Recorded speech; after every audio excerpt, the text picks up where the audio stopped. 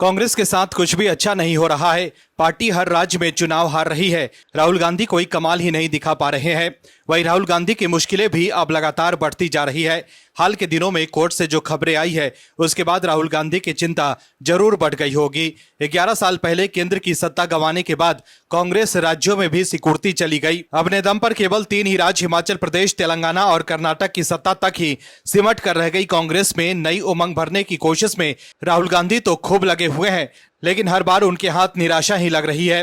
लोकसभा चुनाव के बाद ज्यादातर चुनाव में कांग्रेस के हाथ मायूसी ही लगी है। वहीं राहुल गांधी हमेशा अपनी अपरिपक्व राजनीति की वजह से विवादों में घिरते रहते हैं और अपने ऊपर आदतन मानहानि के मुकदमे झेलते रहते हैं। ये आप कह सकते हैं कि राहुल गांधी की ये आदत बन गई है कि वो एक खास परिवार से आते हैं तो किसी का भी अपमान कर सकते हैं, लेकिन अब ऐसा नहीं है। अब कोर्ट के चक्कर में राहुल गांधी फंस गए हैं। अब राहुल गांधी जो कर रहे हैं उससे जज साहब भी नाराज हो गए हैं। क्या है खबर, बताते हैं आपको विस्तार से। दरअसल अलग अलग मामलों में राहुल गांधी के खिलाफ कार्रवाई चल रही है। वहीं अब झारखंड उच्च न्यायालय ने कांग्रेस नेता राहुल गांधी को केंद्रीय गृह मंत्री अमित शाह के खिलाफ कथित अपमानजनक टिप्पणी के सिलसिले में 6 अगस्त को चाईबासा में सांसद विधायक अदालत के समक्ष व्यक्तिगत रूप से पेश होने का आदेश दिया है। लोकसभा में विपक्ष के नेता राहुल गांधी ने 2 जून को विशेष अदालत के आदेश को चुनौती देते हुए उच्च न्यायालय का रुख किया था, जिसमें उन्होंने 26 जून को अदालत के समक्ष पेश होने का निर्देश दिया गया था।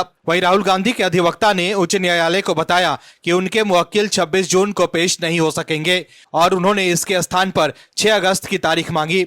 वहीं अदालत ने यह अनुरोध स्वीकार कर लिया। तो देखा आपने, राहुल गांधी को कोर्ट से राहत नहीं मिली है, उन्हें कोर्ट में हाजिर होना ही होगा। बीजेपी नेताओं के खिलाफ कथित अपमानजनक बयान देने के मामले में एक व्यक्ति प्रताप कुमार ने राहुल गांधी के खिलाफ वर्ष 2018 में चाईबासा में एक जनसभा के दौरान दिए गए भाषण को लेकर मानहानि का मुकदमा दर्ज कराया था।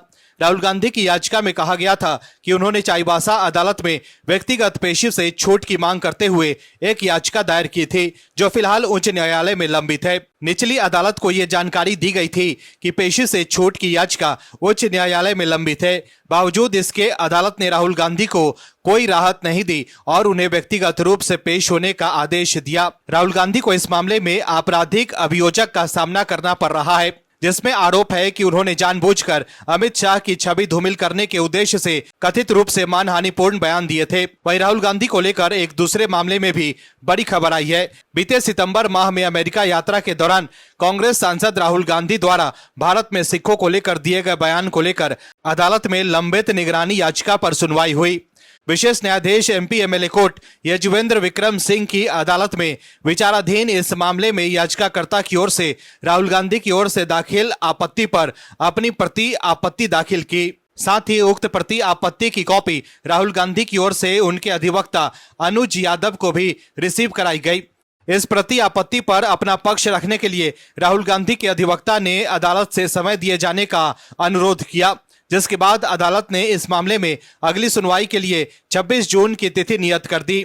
आपको बता दें कि गत बीते वर्ष के सितंबर माह में राहुल गांधी ने अमेरिका में बयान देते हुए कहा था कि भारत में सिखों के लिए माहौल अच्छा नहीं है। क्या एक सिख के रूप में पगड़ी बांधने, कड़ा पहनने और गुरुद्वारा जाने की अनुमति मिलेगी?